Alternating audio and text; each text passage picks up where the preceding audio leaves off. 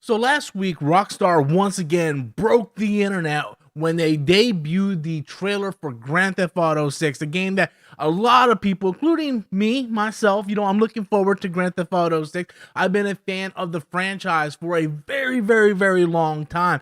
And just looking back at the franchise as someone who's been there from the beginning, it's hard to imagine that when it was still very, very early on in the stages with Grand Theft Auto 1 and Grand Theft Auto 2, and it had that top-down view, it's hard to believe that that game, many, many, many years later, would eventually become what we saw in the Grand Theft Auto 6 trailer. And the trailer just blew me away. Visually, it just absolutely blew me away. I've been there since the evolution of Grand Theft Auto. I seen it when it was like that top-down view, and when it debuted with Grand Theft Auto 3 on the PS2, and it moved to the 3D world, and that game just blew everybody away. Everybody who was anybody played Grand Theft Auto 3, and Vice City followed that up, and it took it to another level. I just remember so much of my junior and senior year being spent playing this game with my friends, and not necessarily just playing through the story, just going around the city doing all kinds of stupid stuff. That was what made Grand Theft Auto so fun, was the open sandbox that you could do anything wherever you want to do. And yes, over the years, Rockstar kept pushing the boundaries of what is possible in a Grand Theft Auto game. Grand Theft Auto 4, I think, is the one that kind of stands out as the one that I played probably the least, compared to like Grand Theft Auto 3, Vice City, San Andreas, and of course Grand Theft Auto 5.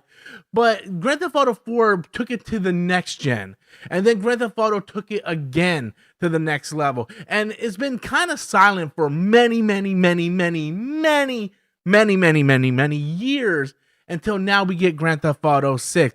And with seeing this trailer, I wanted to go back and play some of the old Grand Theft Auto games. I actually whipped out my Grand Theft Auto double pack for the Xbox, and I played through Grand Theft Auto 3 and Vice City, and I just had so much fun playing it. Yes, the graphics, they're not the best, but when you see the stepping stones that Rockstar has done from the beginning with Grand Theft Auto 1 and 2, and taking that concept and making it 3D, and then keep pushing the envelope of what is possible with a video game. And you look at something like Grand Theft Auto 6, and the trailer just, it blows you away. Like, there's times in this trailer where I thought I was watching a movie, or it was scenes taken from like a commercial or something, because it looks that good. And as for the overall plot, we don't have no concrete information yet.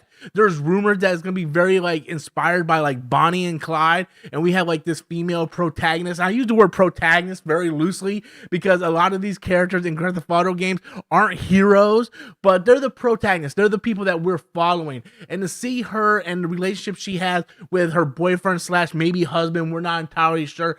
Seeing that play out and seeing how they're going from like different locations and stuff, that has me intrigued. I've always been intrigued by Bonnie and Clyde, and seeing that put in a modern setting, I really like what I see, and I'm so glad that they took so much inspiration of all the batshit crazy stuff that happens in Florida, because believe me guys, I live in Orlando. It is crazy here sometimes. You wouldn't believe the stuff that happens in Orlando, and don't even get me started with South Beach, Miami, and Fort Lauderdale. It is crazy in Florida, and to see Rockstar take those elements and incorporate it back into Vice City, going back to Vice City, and bringing it into the modern era of Grand Theft Auto, like, I can't wait to see what they're able to accomplish with this game. I think it's going to be highly ambitious.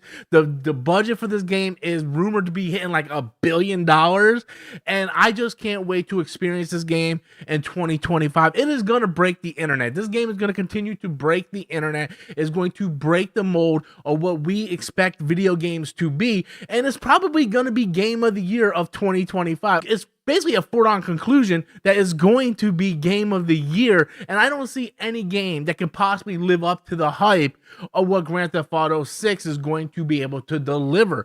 Also, Rockstar is also in the great spot to where financially they are able to take risks like this and spend tons of money making this game and wait several years to make this game, and they can do it right. They don't have to rush it out. A lot of other companies, a lot of other developers don't have that luxury, and they're constantly rushing things out because if they don't meet a certain quota, then they could possibly go bankrupt. They can lose shareholders. Rockstar is not in that problem because of the success of Grand Theft Auto 5.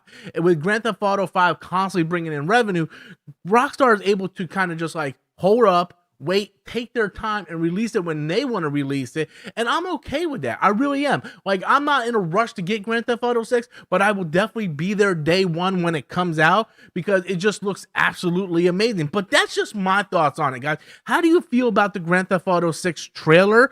Are you going to be picking it up? How many times have you watched the trailer? Which console do you plan on getting it for? And how long have you been a fan of the Grand Theft Auto series? Were you there from the beginning? Did you come in around 3? Or maybe your jumping on point was Grand Theft Auto 5. Be sure to leave those comments in the comment box below. Until next time, as always, I'm Robert Storms, and thank you for watching.